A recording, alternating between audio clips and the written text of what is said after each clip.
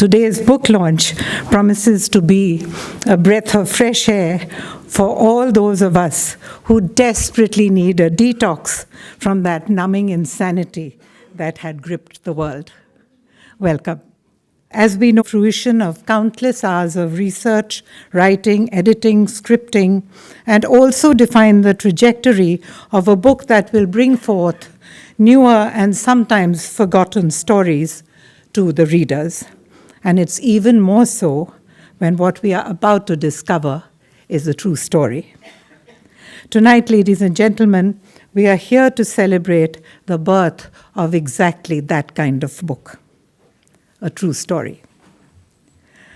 I, Nilima Dalmia Adhar, honorary convener of the Delhi NCR Affairs of the Prabha Khaitan Foundation, am delighted to welcome you to yet another book launch under our prestigious banner. We rejoice in presenting the first authoritative work on the most notorious scandal that had sent ripples of shock into the nation in the early 70s. And I'm certain that absolutely no one who grew up in India in the 70s and 80s is unaware of the controversial Nagarwala case that spawned dozens of conspiracy theories thereafter, including a massive cover-up job allegedly perpetrated by the highest powers of the land. A case, if memory serves me, that remained unsolved, confined to the cold files and forgotten, but not quite. Enter Prakash, Patra and Rasheed Kidwai, two senior and seasoned journalists whose diligent research and investigations have given us this true account of the scam that shook a nation, the Nagarwala scandal. And we are delighted to have both the authors here with us and eagerly look forward to a compelling insight into the unraveling of the mystery of the Nagarwala scam and the making of this book. Prakash Patra is a Delhi-based journalist who began his career as a crime reporter with the National Herald in 1980. He has worked with the Pioneer, the Hindustan Times, the Telegraph in various senior positions. He has been a member of the Press Council of India, Secretary General of the Press Association of India, and President of the Press Club of India. We can give him a hand, please. Rasheed Kidwai, a good friend, is a journalist, an author, a columnist, and a talking head. He's a visiting fellow with the Observer Research Foundation and a former associate editor of The Telegraph. Rasheed has appeared prominently on News 18, Times Now, ABP News, and on NDTV. He tracks the Indian government, political parties, community affairs, and, refreshingly, Hindi cinema. They shall be in conversation with the renowned and celebrated Veer Sanghvi, whose rich repertoire of achievements include print, TV, books, and new media. He continues to be rated as one of the finest editors and journalists of the country, who is not only a culinary connoisseur, but also the writer of one of the most widely read columns on cuisine called Rude Food. My choices are always based on your recommendations. Currently, he is a member of the Broadcast Content Complaint Council, a body that regulates content on entertainment TV channels. And, ladies and gentlemen, a little aside which will interest all of us. Veer, please note, is also an authority on the rampant use and misuse of the not-so-magical weight loss drug called Ozempic in all its avatars. A drug which has completely hijacked the sensibilities of the Weight Watchers world. And if you are barraged with a whole group of people, you can charge them a fee and give me my share, Veer. Who else can boast of such diverse and varied expertise? A warm welcome to you, Veer. Can we have a hand for them, please? And now, it's my proud privilege to welcome our chief guest and a friend of long years with whom I've had a family relationship. His father and my father were known to each other. the eminent Manishankar Iyer, whose crackling wit and oratory has become a matter of legend. He's an Indian diplomat, a politician, a government official who, after a distinguished career in the Foreign Service, served as a senior leader in the Indian National Congress. And during his long years of public service, he developed a reputation for being a brilliant orator, a prolific columnist, and an authority on South Asian politics. Thank you, Mani, and a very warm welcome to you too. Today's event is being held in association with our publisher, Harper and also the unwavering support of our gorgeous Ehsas women of Delhi. And before we begin, allow me to introduce our founder, Dr. Prabha Khaitan, whose inspiration and vision has brought us to where we are today. Dr. Khaitan was a visionary, a spirited trailblazer, much ahead of her time. She was a committed philanthropist, author, poet, entrepreneur, a campaigner for women's rights, and a keen promoter of Indian art and heritage. The Prabha Khaitan Foundation, created in 1980, is dedicated to socio-cultural humanitarian welfare to work for a better tomorrow. Today, we are proud to have our chapters across more than 60 cities in India and abroad that connect people to authors, poets, musicians, dancers, storytellers, performing artists through our literary, cultural initiatives. Every month, we endeavor to create an awareness in the community by supporting one pressing social issue, which reflects in our Music of the Month. This July, it is a tribute to Punjabi folk. The track has been composed by the 3-time Grammy Award winner Ricky Cage, in which dhols, songs, chants have been put together for an electrifying Bhangra Punjabi folk-inspired fusion piece. Our anthem deserves a special mention. Inspired by India's national philosophy of unity in diversity, it has been composed by the musical maestro Pandit Vishwamohan Bhatt, and it reflects the true essence of the multicultural diversity of our nation. Can I request Rasheed, Kidwai, Prakash, Patra, Veer Sangvi, and Mani to please come up onto the dais. You're here, next to me. The Prabha Khaitan Foundation promotes interstate and cultural awareness by promoting local artisans and their artifacts, and at all our events, we try to serve the local fare, and even today, to felicitate our guests, we are using ethnic handloom stalls. Can I request Anantmala Potar, Dipali Bhasin, and Karuna Goenka to please come up on stage and felicitate our guests with the stalls. Mani, no crack repertoire.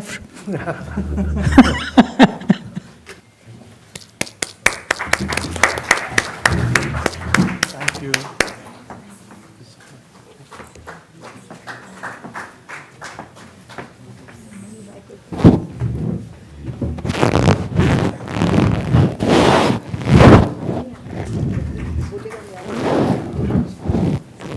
Congratulations, Prakash and Rasheed, for writing this book. And will Archana Dalmia also come up on stage so that we can start the book launch?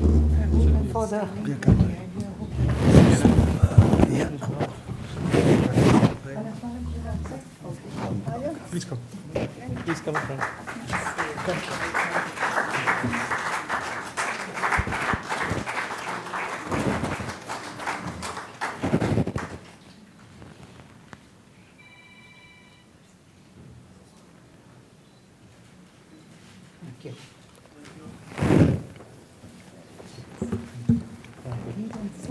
Congratulations and thank you once again, the two authors who wrote this book.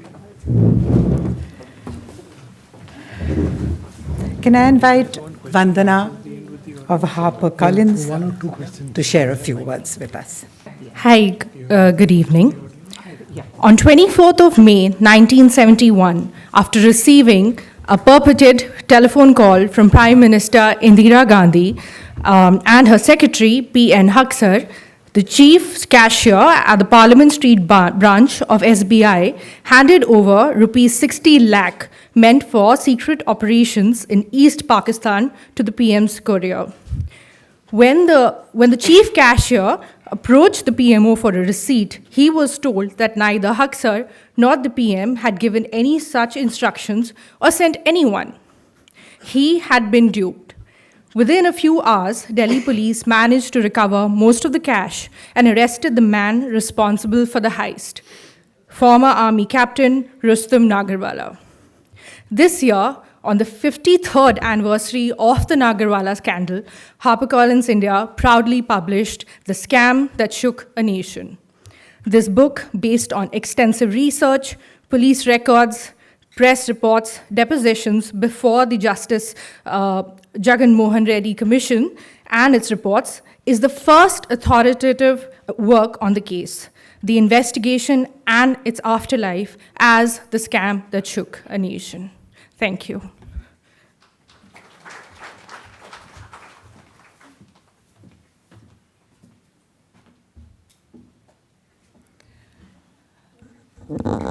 Can I invite Mani to speak to us a few words which are so signature of his wit and oratory? Please, Mani.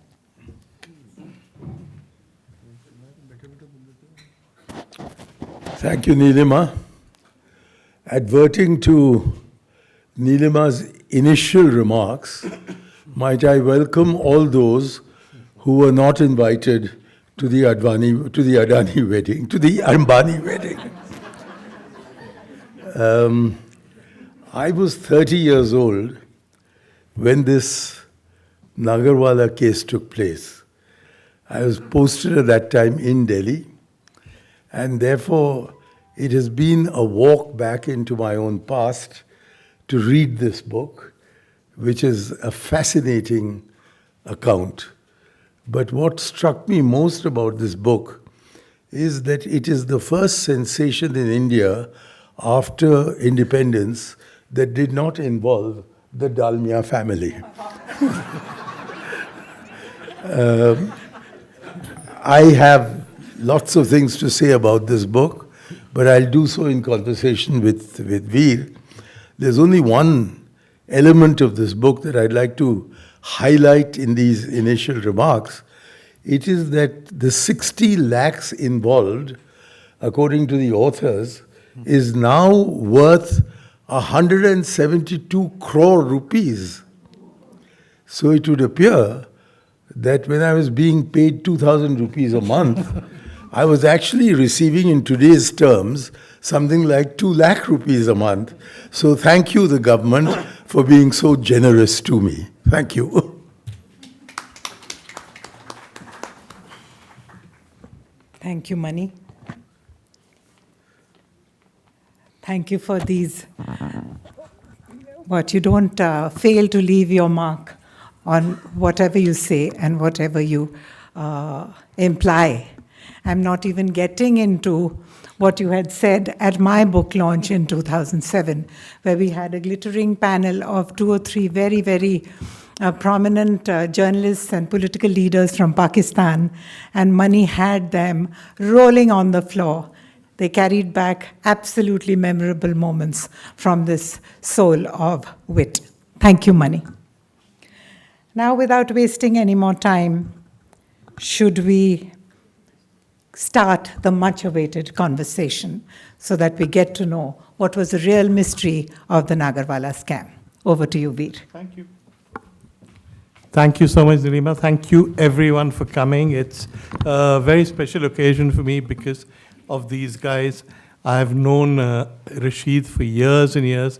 We were together at Anand Bazaar, and we've been together on and off at TV18. And Prakash was like one of the key employees of the HT when I was editor, then joined me at News 8 at NewsX. And it's great to see so many people. I know Pankaj, Pradeep, so many people from the old days here, so it means a lot. And of course, it means a lot to be, and it's an honor always, to share a platform with Manishankar Iyer, who I've probably worked with the longest because he was a columnist for Sunday way back, what, 89? Something like that, no? 89 December. From 89 December.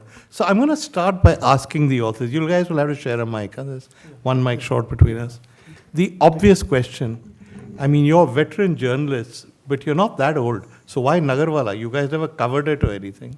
You want to use my? Yeah, why Nagarwala? I think it was a very kind of intriguing case. Normally, political scandals happen and they just remain in the realm of allegations, etc. There are a lot of cases that we can cite. But here was a scandal that happened that was, so to say, solved. A commission of inquiry gave report, and yet, so to say, nothing happened. So it was very, intriguing. It was very well documented, and I think this book would not have been possible without Mr. Patra's efforts, in the sense that he, with a lot of difficulty, procured actually Jagan Mohan Reddy Commission report and went through it very meticulously. And there is nothing in this book that is not based on, so to say, facts, in the sense of commission report, police records, all those things. So everything that we have written is very well documented. We thought that, after so many years, people need to know what had happened in the past. Today, a lot of scams happen. There are a lot of technology-driven scams that are happening every day on our telephone, on our, email, and all those things. But the scams have been, they are a part of our national life, and they go back to 1971. Okay, so, I mean, it's traditional at book functions, at book release functions, to assume that everyone has read the book. In actual fact, nobody usually has. So let me just tell you roughly what the Nagarwala scam was. The Nagarwala scam was a guy called up the chief cashier of the State Bank of India, was it? Yes. And asked for 60 lakhs to be taken in suitcases and given to an emissary of the Prime Minister. The guy who called the chief cashier impersonated the voices of P.N. Huxer, who was then the all-powerful principal secretary to the Prime Minister, and of Indira Gandhi. The cashier took the money and gave it to this guy, who later turns out to be Nagarwala, who then, there's a series of events detailed in the book, but basically who took the money and kept it. The cashier then got in touch with the Prime Minister's house, was told that Mrs. Gandhi had never spoken to him, Huxer had never spoken to him, this was a scam. They tried to trace Nagarwala, they traced him, they took him to the police station, he apparently confessed, he was then convicted almost like immediately with not much of a trial, and then he died in jail. Now, given this set of circumstances, there are millions of skeptical questions to be asked.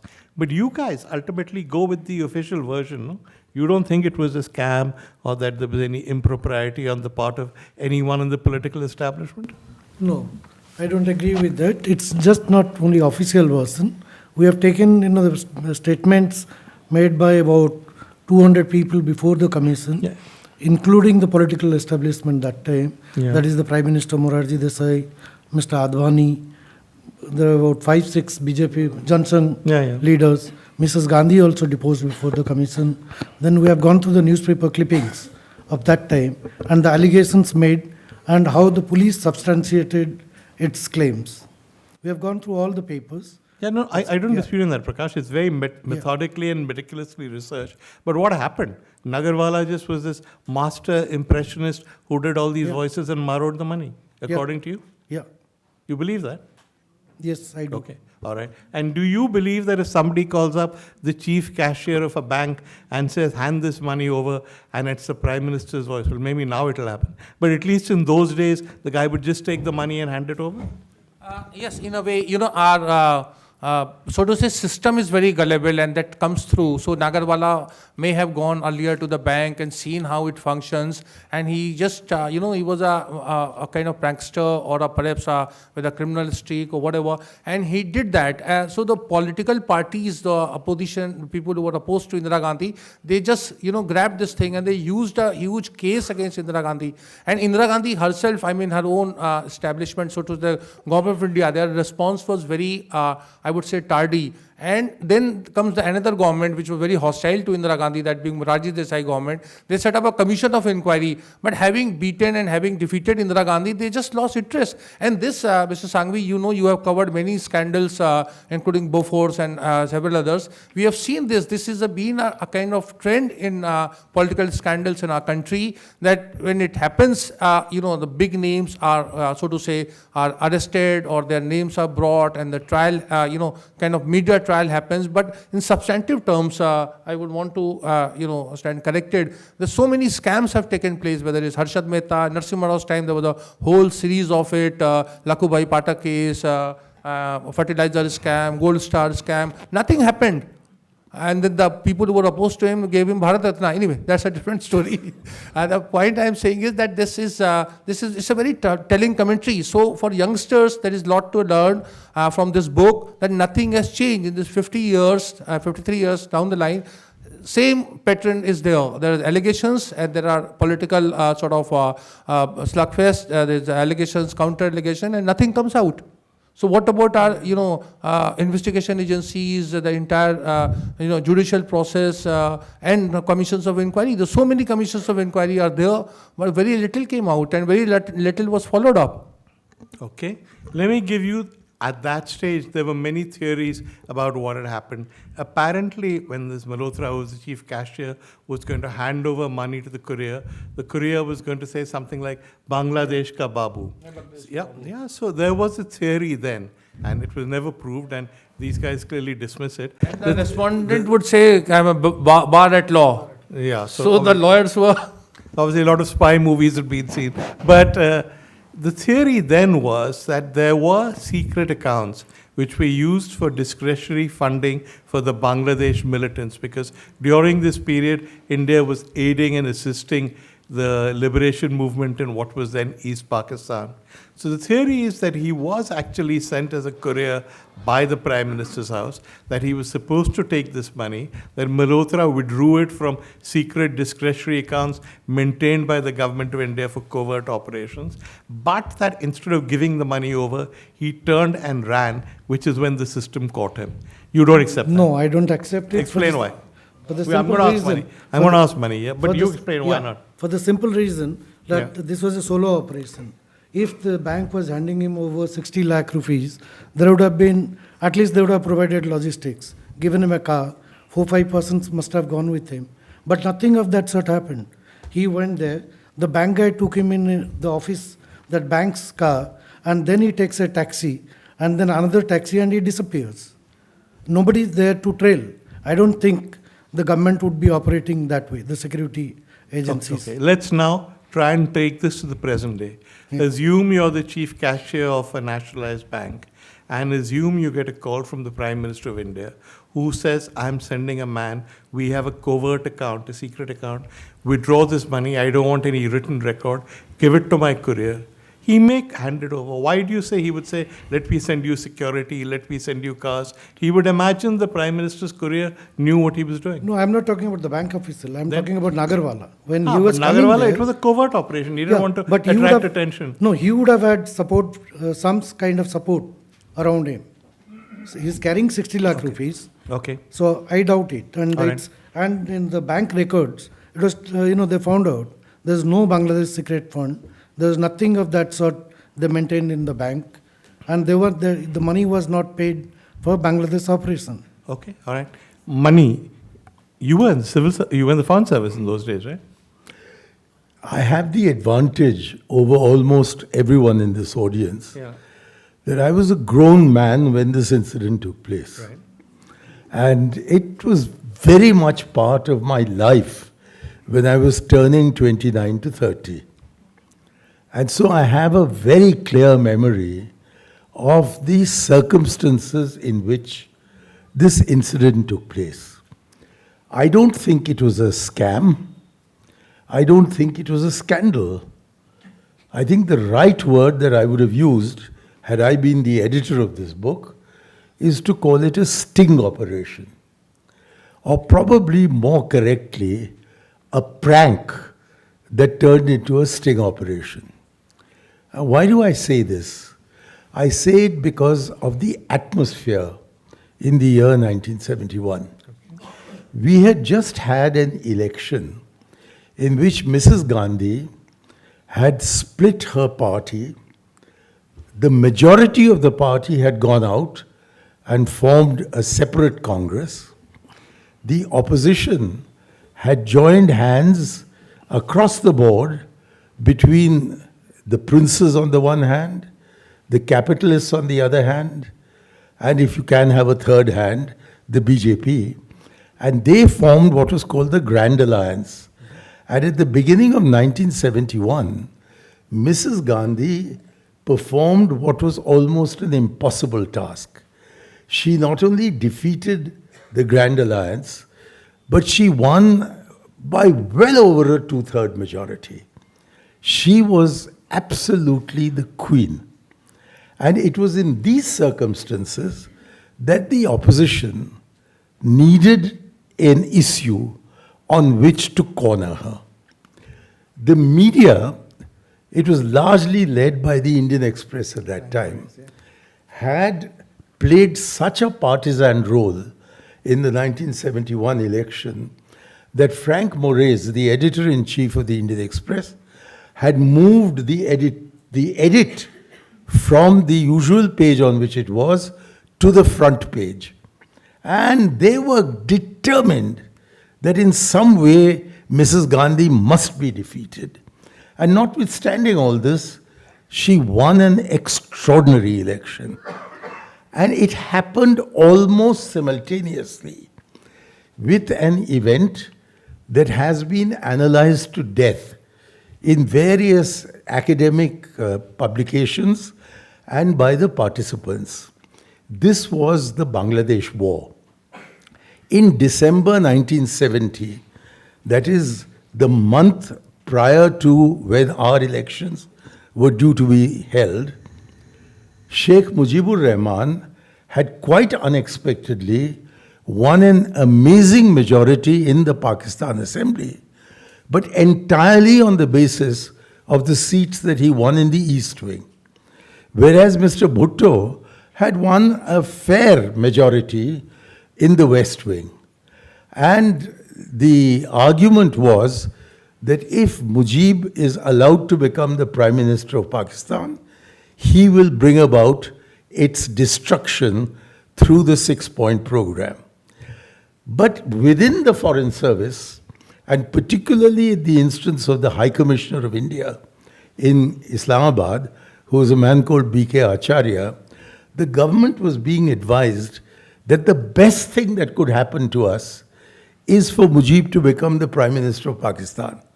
Because then he would sort out the Kashmir problem and end what was a nuisance for us in international fora. So there were two opinions in the government of India. One, that we shouldn't interfere so that the normal process brings Mujib to power. And the other which said that no, you must interfere because Yahya Khan is not going to allow this man to become the Prime Minister. And it would appear that Yahya Khan changed his position, perhaps at the instigation of Bhutto, in the month of February, from holding a meeting of the National Assembly in Dhaka to deciding that the National Assembly would not be held. And it was that decision in early March, in the first week of March 1971, to not allow the National Assembly to meet and elect Mujib as the Prime Minister that brought about the Great Crisis. And the solution found to the Great Crisis by the Pakistani army acting under the instructions of Yahya Khan and the West Pakistan political establishment was that if there was a crackdown on Mujib and his party, then the secessionist movement would be ended at that. And therefore, on the 25th of March, there was a crackdown, and Mujib as well as Kamal Hussain, his principal aide, were both taken off to Pakistan and lodged in a jail in Lahore. The movement was without any kind of leader. And yet the Bangladesh Rifles really under Ziaur Rahman, whom later we came to hate. But he was the one who started the armed revolt inside East Pakistan. And the atmosphere in India was really charged because on the one hand, Indira Gandhi had this enormous victory, and on the other hand, Pakistan was making a mess of things, but doing so in an extremely cruel way, thereby validating the opinion of most Indians that Pakistanis were barbarians. And they were behaving in a very barbarian manner and also in a very communal manner, because as the refugees started coming into West Bengal from East Pakistan, it was found that most of them were Hindus. This was the atmosphere in which this sting operation took place. And I think Prakash and Rasheed should have spent more time introducing the political background to the readers so that they could understand what was happening at that time. Everyone in India was charged up. I personally believed that we should have intervened militarily in the month of April. But the reason for that was that the Pakistan High Commissioner in Delhi had told the minister for whom I was working at that time, I was his private secretary, Dinesh Singh, कि सांप तो निकल गया, अब सोटी लगाकर क्या फायदा? So the feeling in India, in many circles, was that we had missed a great opportunity of putting the Pakistanis in their place. But as subsequent writing has shown, it was a very wise, intelligent move, largely made by P.N. Huxer and Indira Gandhi. And concurring with them was General, later Field Marshal Manekshaw. And so the army and the Indian political establishment were on the same wavelength, but the opposition was desperate to somehow undermine Indira Gandhi by saying that the intervention should have taken place now and you've missed your great opportunity. It was in these circumstances that Nagarwala acted. Now, who is Nagarwala? Unfortunately, in the organization of this book, you don't get to know who Nagarwala is until you've been well past half the book. But when you get there, you discover that this guy was a professional prankster. He was a complete layabout. He never succeeded in holding down a job. And when he did get a job, which was in the army in 1940-41 as a junior commissioned officer, and then in 1943 he got into the Indian Military Academy and became an officer. And as an officer, he was posted on the India-Pakistan border at a place called Harbanspur, and he witnessed with his own eyes the horrors that had been inflicted on the 15 million people who were exchanged between Pakistan and India and Pakistan, taken together. Now, Ved Prakash Malhotra was a refugee from West Pakistan. And he was fired with this patriotic zeal, which was largely expressed, as it is being expressed today, by being anti-Muslim and anti-Pakistan, particularly anti-Pakistan, because it was not fashionable in 1970 as it is now to be anti-Muslim.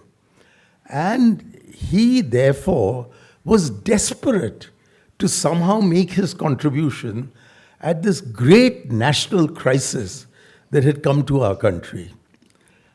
That is what accounted for his naivete.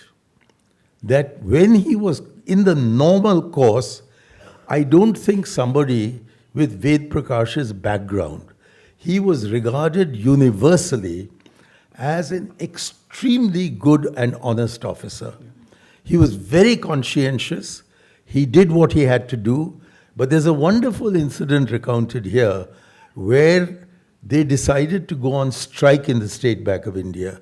And they called on the finance minister And the finance minister said, I don't want you in the national interest to go on strike at this stage when the country is in such crisis. And the trade union insisted on going on strike.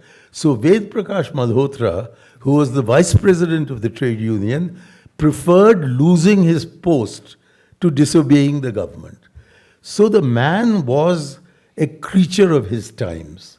And he therefore wanted to do something and got his great opportunity when he got a call from P.N. Haksar. Now, it was a time when everybody was full of conspiracy theories, and it was perfectly possible that secret operations were being undertaken. I laugh at that, about this call being made to him, because if Indira Gandhi wanted 60 lakhs of rupees, she could have easily got the defense ministry to provide it, or the finance ministry to provide it, or the home ministry to provide it, or use some discretionary funds. There was absolutely no reason why she should go into a bank. But the chap, when he received this call, was totally heaped up. And then Indira Gandhi herself came on the line. And he thought that this is my moment. I have to do my patriotic duty. So I'll give them the 60 lakh. It wasn't from any secret account. It was not from Indira Gandhi's account. It was just that there was cash that was kept in the bank's storeroom, and he went and got these 60 lakhs, because that was the sum mentioned, and put it into a trunk. It was not as if there was a trunk already. There were wads of new notes, and the notes had been counted. So it was easy to say that if one ward contained 1 lakh, then 60 wards would make up 60 lakh.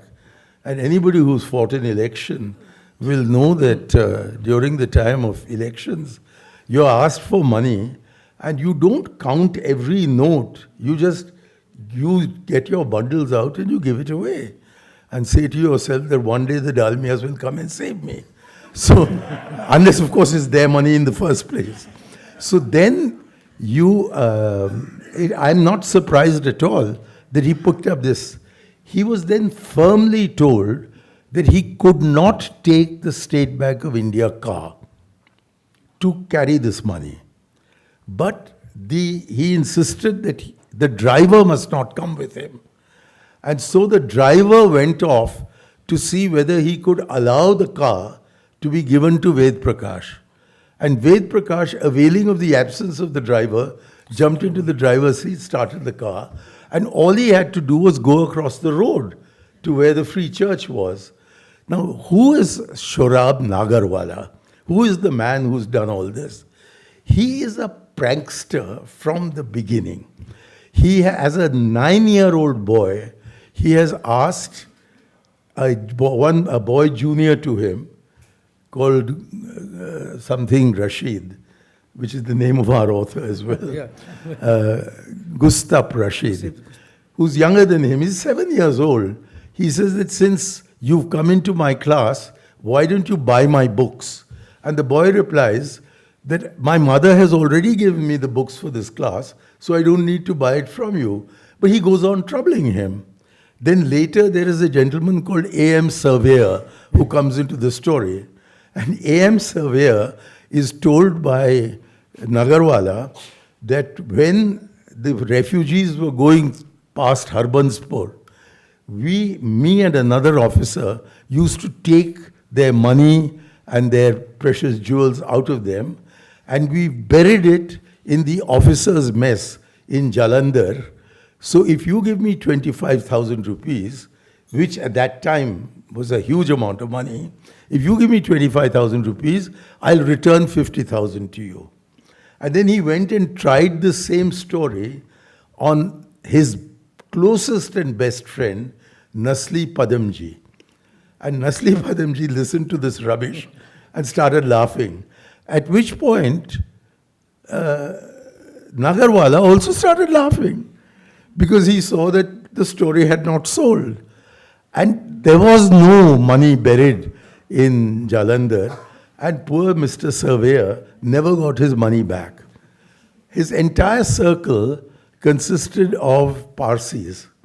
And he had invested, he says, 10,000 rupees in a taxi service. And he had an American girlfriend. Now, when it was turned out that she was an American girlfriend, in the atmosphere of 1970-71, where we were very anti-American, and then in 71 it became the most anti-American because the 7th Fleet was sailed into the Bay of Bengal just as we were about to win the war.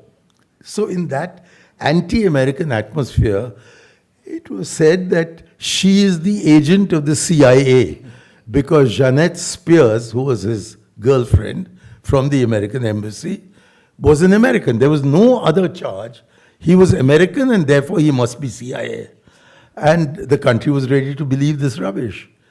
And of course, people like Murarji had a vicious streak in them, which said that somehow or the other, we've got to catch this witch. For the media, I said witch, not the word beginning with B. And they said that, this witch. And therefore, when he came into power, the first thing he did was to set up the Jagmohan Reddy Committee, which is been relied on greatly by these authors to tell this fascinating story of Nagarwala. And Nagarwala was told by the police that if you confess, then you'll be let off and you can go away.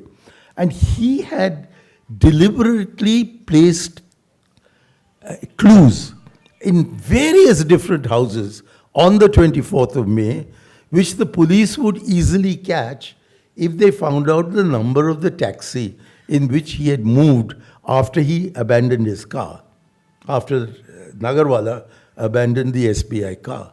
And it was that taxi number that enabled the police to capture everybody concerned, including Nagarwala, in less than 12 hours. And therefore, when Nagarwala wrote out his confession, what else could the chief do? And the money had already been returned. Out of the 60 lakhs, only 3,000 rupees had been spent. And that 3,000 rupees was recovered from poor Prakash Malhotra. He had nothing to do with it. But they recovered the money from him. They then cashiered the cashier. He was made to resign. His entire career was ruined. He then joined a brother in some transport company and kept hoping. When he came before the Reddy Commission, he just said that I've been waiting to tell my part of the story, and he told it, and it was entirely credible. But the opposition, as in the Bofors case, was determined to avenge itself for a massive election defeat. As massive an election defeat in 1971 as it was in December 1984. And an opposition left with nothing else decided they would stick on to some allegation and go on propagating it with the active collaboration of the media, which was acting as a prosecutor instead of as a neutral reporter. There is no doubt at all that N. Ram of the Hindu, who's a very good friend of mine, and Arun Shori of the Indian Express, who was my classmate at St. Stephen's and was, please understand the difference was a friend of mine, they decided that they were going to get after Rajiv. And when eventually the proof came through the Supreme Court that he had nothing to do with it, through the High Court first, and then the Supreme Court, the media just dropped the story. They were not interested. They were only interested so long as Rajiv Gandhi could be portrayed in a bad light, just as the Nagarwala thing was utilized to paint Indira Gandhi in a bad light. Now, fortunately, both Indira Gandhi and Rajiv Gandhi painted themselves in a bad light and lost their respective elections. And they took it. Yep. They didn't allow it to go. And so what we have in 1971 is almost a rehearsal of what the media was going to do between 1987 and 1989.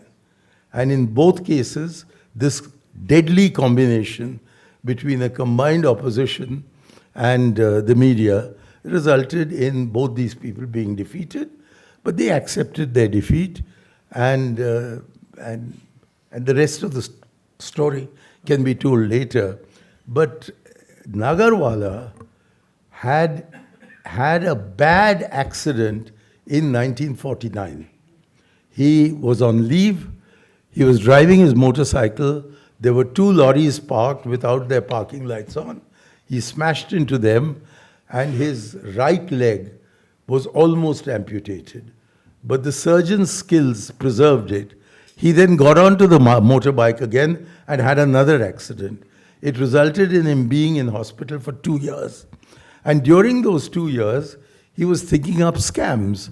And what he did was he fetched up in Delhi and stayed with a joint secretary, a Parsi joint secretary in the defense ministry called Kapadia. And Kapadia succeeded in getting him his pension. His pension amounted to 35 rupees a month. 35 rupees a month. And he had to live on that. So since he could not live on his pension, he lived on his wits. And he had his own abilities. He could do some mimicry, allegedly. And when you were in an atmosphere where it was patriotic to do your duty, poor Ved Prakash not only did his duty, but suffered terribly in consequence. That is the story that has been told. And I think all this needs to be highlighted to understand why I don't think it was a scam. I don't think it was a scandal. I think it was a prank that was tantamount to a sting operation. Thank you. You agree with all that? I agree with. You should have gone to write the introduction, no? Okay, so tell us about Nagarwala. He's painted a fascinating picture of him. Yeah, that's- So what kind of guy was he? I fully agree with Mani. He was a cheat. Yeah, You can. You talk to. Is your mic working? Yeah, Can you hear him? Yeah. I agree with him. fully. Yeah. That he was a con man. Expand. He was, What kind of? he was a con man. Yeah. He's been, after he met with the accident, he didn't have any money or any kind of support. He's been planning to do all these kind of things. Another thing, Veer, it was the first day of Parliament. And at 11:45, Mrs. Gandhi received the call. Is it possible, the first day of Parliament, when Mrs. Gandhi is should have been in the Lok Sabha, and Mr. Haksar, maybe he was in his office, calling up with Prakash Malhotra to hand over the money? It's not. Okay. It's not possible. Because that day, she introduced some new ministers Yeah. to Parliament. And Parliament begins at 11. Mhm. And the call came at 11:45. Yeah. So that's one I wanted That's to one add. anomaly. And But then as per... The Sorry. bigger thing, I mean, Mani says it was patriotic fervor, but what does it say about the system that if the Prime Minister calls, the chief cashier of India's largest bank just pulls money out of a vault and gives it? Well, he has been working, he was also a 10th fail person, with Prakash Malhotra. And he started his career in Pakistan. Then after partition, he came here. No, all Then that he said, but So say, I mean, somebody gets a and call you from all- Prime Minister and just takes public No, money out of a remember bank. Remember that he was also working before in a private sector. That bank was not nationalized. That's true. That was in 58, 59. So SBI was... The bank was nationalized in 69, right? No, SBI was nationalized before. Okay. That was the central bank. But this man had the private banking culture he must have acquired. Maybe in the private And sector. the private banking culture, you took money and put it in the trunk That's of what- people called you. That's what Morarji Desai in his deposition, he says that. You believe Because I Morarji... think a very telling thing in this whole entire Nagarwala episode has been the Prime Minister's deposition before the commission. First is Morarji Desai. First of all, it's in a way it's welcoming that Prime Minister went before the commission and submitted his deposition. But what he said was very telling, and that of course was not scrutinized by either at that time media or even now. And all these things elements are there in the book, and where Prime Minister said that he was sure that the money did not belong to SBI. Can you imagine Prime Minister of India saying that the State Bank of India money, 70 lakhs, which at today's thing would be 172 crore, did not belong to bank? It was a very serious allegation. And if it was serious enough, then what was, Rajesh Desai as a Prime Minister, what was he doing about it? Your finance minister also. And Yes, finance yeah. minister, And he yeah. was familiar with banking sector. Yeah, okay, all right. Let me throw this open. Any questions from the audience? Okay, we'll give you a microphone. Hang on, we'll give you a microphone. Okay, you can just get up and ask so people can see you and just introduce yourself. Yeah. I'm Sameer Basin. I've been an ex-banker in a bank, okay? And I'll answer your question. We didn't belong to State Bank of India. Money in a bank is held for depositors. If anyone has done banking ever, you cannot take out a rupee without debiting an account. Okay? A bank can have a suspense account. Yes. Okay, so without accounting for that money in his own books, he can't just go to a vault and pick up money and bring it and take it. Second, coming to Mr. Iyer's theory on the political, that way we can conjecture that even the motivation behind all this was also for the CIA. Was also? For the CIA. How does that follow?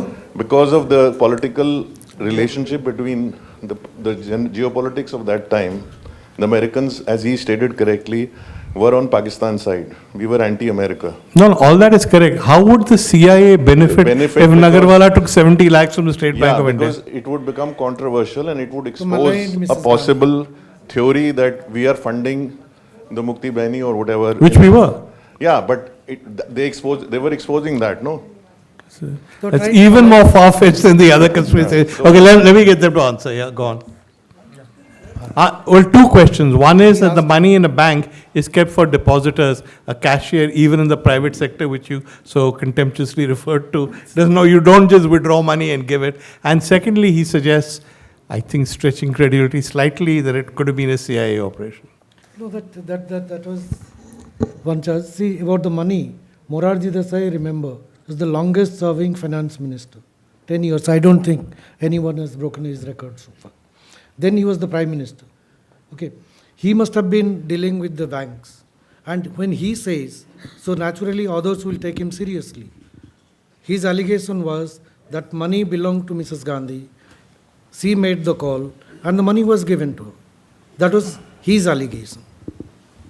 No, you said that the money, Mr. That is- took the money from the vault and gave it. It Yeah. didn't belong to an account. No, we didn't say that. That's what was stated. Mr. Iyer said that. Yeah. Okay, all right. From the Reasonable. account. Let's get somebody else. Let's From move the on. Yeah. vault- Sir, from the you- vault, the money was taken. Not from yeah, the no, account. no, he's that's. Yeah, hi. I'm not sure if I need the mic. I'm But it's Major always a good Atul idea. Dev. I was also as old as money was at that time, and I was more involved in this scandal. Money those days belonging to Indira Gandhi was kept in steel boxes in the State Bank of India. It was a regular procedure for the banker to deliver the money in those boxes whenever she wanted it. And it was always a practice for her to get the money like that. So it is not correct to say that it came from no account. I'm sorry, that's fascinating. So But what hang Morarji on. That's said- fascinating, but how do you know this? Because my father did the first investigation. Okay. Their book is based a lot on the documents that my father had left behind. Okay. And if you wish to see them, they're lying in my car outside today. Now, Okay. Okay, Mani, you want to respond to that? I could give a lot more details. It Okay. started off as a prank because Sanjay Gandhi wanted the money to go and get his engines for Maruti. He wanted that money, and he did arrange for this money. It was he who arranged for this call to be made. When What Mr. Gandhi was left- Nagarwala's connection to Sanjay Gandhi? He was his friend. And he was the one who was carrying it to the airport. When he was carrying the money to the airport, the police intercepted him there. Yeah, no, that Sanjay came Gandhi from- had to cancel his flight and come back. He had booked a flight to Mauritius on Air India, which was cancelled. They've got the details, so let me ask them to respond. Go on. These are recorded. So I think all these things came before the Commission of Inquiry, Jagan Mohan Commission, and they addressed all these issues and they've responded. And in a way, they said that they investigated even, the Delhi telephone authorities, the airport authorities, and everyone. and they have reached to, they have not reached to any conclusion. And in a way, they have given a clean chit to Sanjay Gandhi also. They, in the sense, a commission that was appointed by Morarji Desai. See, you know why? Because Maruti was registered after about 8 or 9 months after the scandal. So this commission got the details from another commission set up during Morarji's government, which was looking into Maruti affair. They gave in writing saying that this commission had not, this Maruti company was not registered even that time. That is why. That's not the point. That's not the point. If you remember, Sanjay Gandhi used to spend a No. lot of his time in IIT market. I am not defending Sanjay Gandhi. I am telling you about the commission. I don't think anybody on this stage will defend Sanjay Gandhi. Okay. Came later. In fact, Mr. Gandhi made a statement that my son has nothing to do with Maruti. The- and later on, when the inauguration took place, Okay. he said, I remember my son. Okay, all right, okay. Listen, all the terrible things you're saying about Sanjay Gandhi, that's not a problem. It's just the actual factual connection that I don't think we see. Somebody else with a connection? Somebody else with a question? Ma'am? We'll get you a microphone. Comments on who? Nagarwala's mysterious death. Who's? Kashyap. Yes, I think. Okay, that they've dealt with in the book, so you can. Yeah. The suggestion that the investigating officer died in a road accident conveniently and later Nagarwala died in jail. Yeah. So I think you have answered all these questions and allegations are dealt with in the book by the commission inquiry. So it's all there. The person you're talking about, the D.K. Kashyap's death, it was actually quite a kind of freak accident. Of course, he was investigating, and this is a fact. And he had gone there, he had got married, and he was going. And I think it was from Agra. He had some mannat, so he was going to Fatehpur Sikri, and that's where accident happened. And a horse, horse cart, tanga. There that it came before the car, and therefore that accident happened like that. So in that sense, I don't know whether you read the book, you will know. It looks little difficult to Okay. say that. All it right. was Okay. a- Kashyap's death. Yes. Nagarwala's death conveniently in jail. You want to answer? You know, banks are places where people deposit money, but banks themselves don't just sit on it. They lend it to richer people. So they use the money for their own business purposes, and therefore I do not accept your argument that banks are only the guardians of the deposit. They need to have enough money in their hands to be able to pay back somebody when he asks for his deposit back. But in most cases, people don't ask for the entire deposit back. That is when it's called a run on the bank. As far as the gentleman who asked the question about these trunks being used, I have a counter question to ask him. 60 lakhs of rupees is a large sum of money for an individual. I should now again confirm that 60 lakhs then is equal to 172 crore now. But 172 crore now is a tiny drop in the ocean of the government's resources.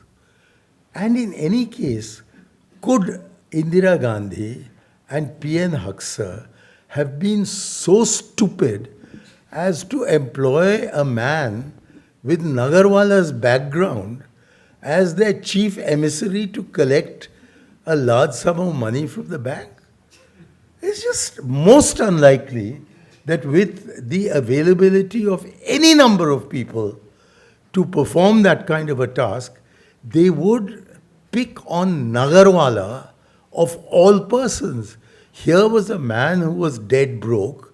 Here was a man who was wandering the streets. Here was a man who was living off his girlfriend and receiving from her from time to time from the American commissary tins in which there was something interesting to eat. All that he had by way of income, apart from his 35 rupee pension, was 500 rupees from the taxi service, the Marina taxi service, in which he was alleged to have invested 10,000 rupees. he was living a bachelor's life in the Parsi Dharamshala, sharing a room with somebody else. He's not the kind of person whom any agency would employ in order to undertake such a dangerous task. He himself says that the idea came to him. He's a prankster. He has a history of having duped a number of people. He says that he was sitting there to change a 100-rupee note when he saw that there were people walking in and out of the head chief cashier's room. And he looked up and he saw that there were 2 public call officers. And he thought, chalo, let me try and let's find out who the chief cashier is.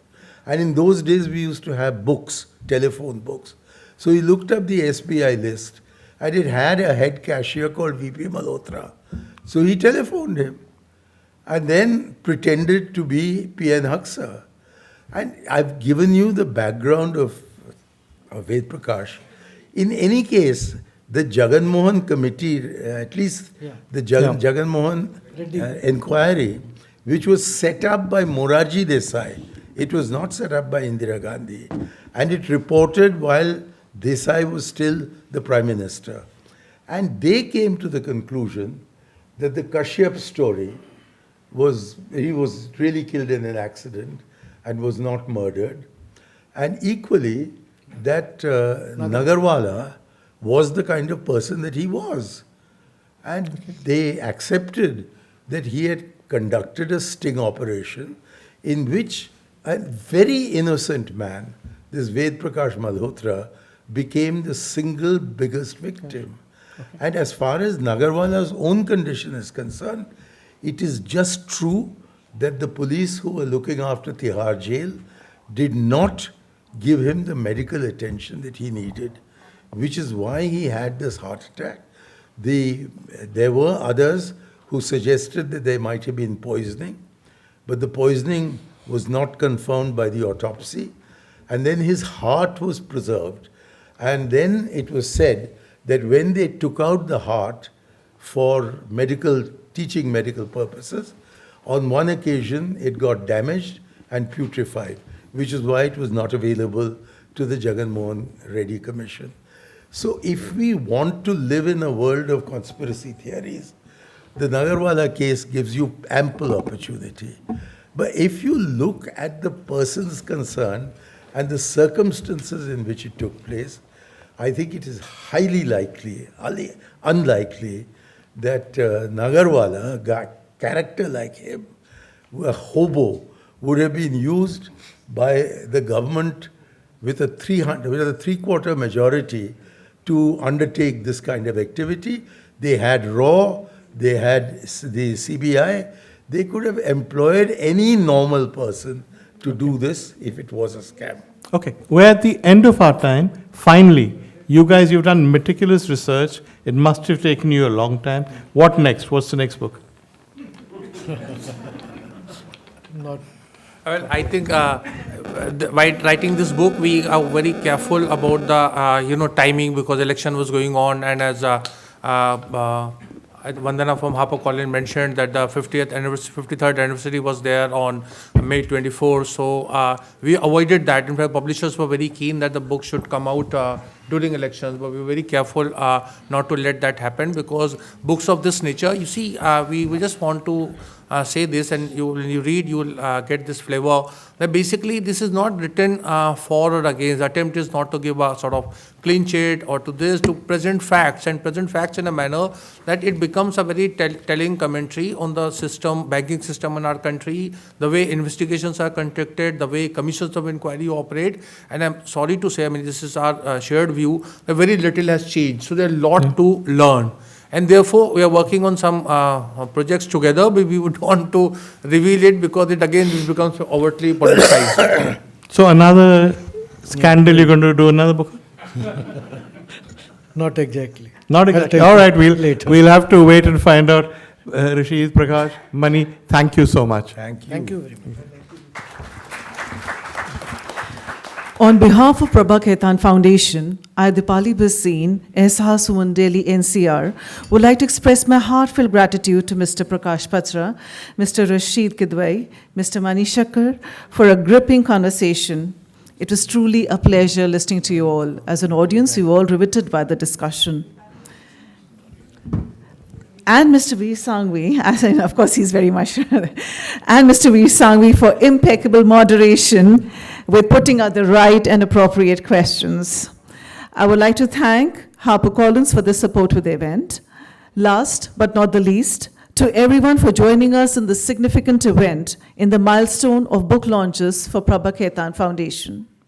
It was because of your presence, support, and enthusiasm. Today's book launch event in Delhi was a successful and enjoyable one. Good night, everyone. Stay happy, stay healthy.